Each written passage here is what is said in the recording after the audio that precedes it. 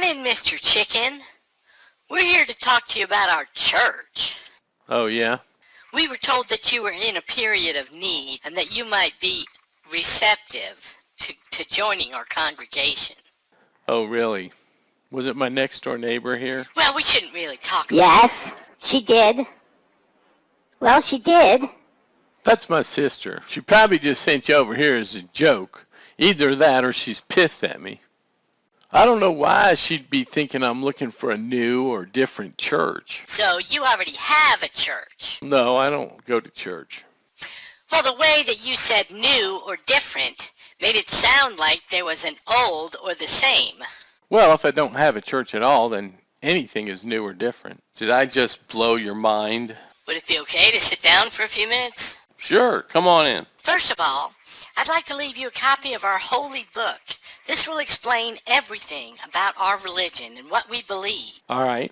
Like what? Like loving God, loving each other, feeding the hungry, helping the poor, forgiving the people who hurt you. All right. Well, that sounds good so far. But why do I need your religion to do those things? Well, we're here to help you. Help me to do the things that are written in your book. I'll give you an example. Someone came into our church some time ago. He needed a lot of help, so we counseled him and helped him to get on the right track. Go on. Well, he needed a lot of help. He owned a store that sold cigarettes and beer and magazines with pictures of women in bikinis. So you taught him about love and forgiveness, right? Well, first he had to clean up his act. He sold the store and got a job at the church.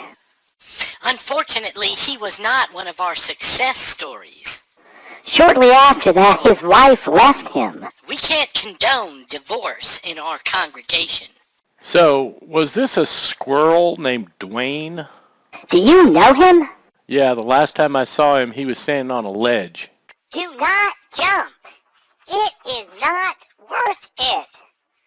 I am sure your insert family member here cares for you a great deal.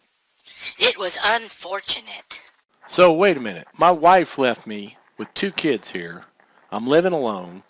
And you're here to help me by telling me I'm living my life wrong. And if she divorces me, you'll kick me out of your church anyway. You have to get your life right with God. But let me get this straight now. This squirrel had his life just fine. He had a store and a job and a wife, and because he came to you for help and did what you told him to do, he lost everything and then you cast him out. Well, that's one way of looking at it. He already had a successful store. Why didn't you just tell him to stop selling cigarettes and beer and those magazines? Tell him to sell something else, fish bait, I don't know. In our book, there's a story of a man who wants to get right with God, and he has to sell everything.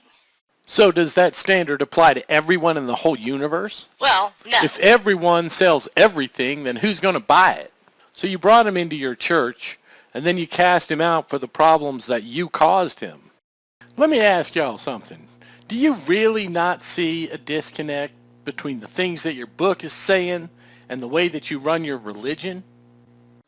You know, when you put it that way, it almost seems kind of bad.